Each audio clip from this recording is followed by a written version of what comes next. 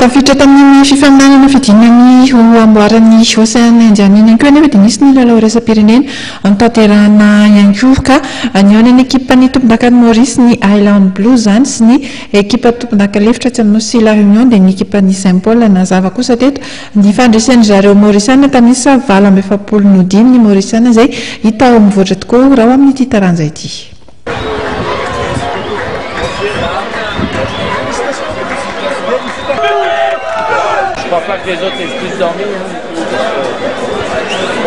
Nonotsan'ny ekipan'ny Highland Blues tompon-dakan'ny Nosy Maurice division voalohany tamin'ny samavesatra 7-5 ny ekipan'ny Saint-Paul avy atsy amin'ny Nosy La Réunion izay tompon-daka lefitra ao amin'ity nosy ity mbola sokajy division voalohany ihany koa.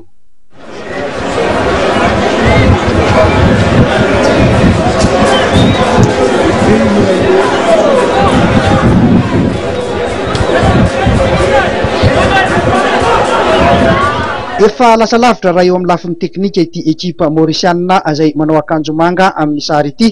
Nanjakan'izy ireo ny 20 minitra ny lalaovana izay afaka ny lalao tao anaty avance tany amin'ny 3 quart.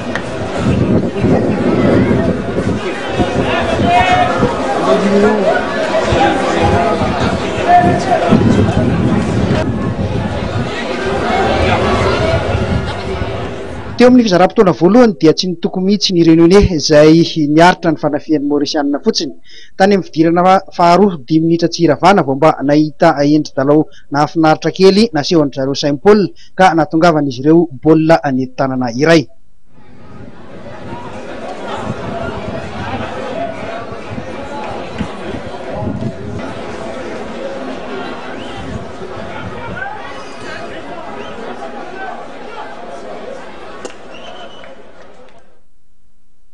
Ny Aroy sy ny Fédération Malagasy ny taranja baolina lavalava moa no niarany karakara ity lalao ara-pirahalahiana izay natao teto amintsika ity.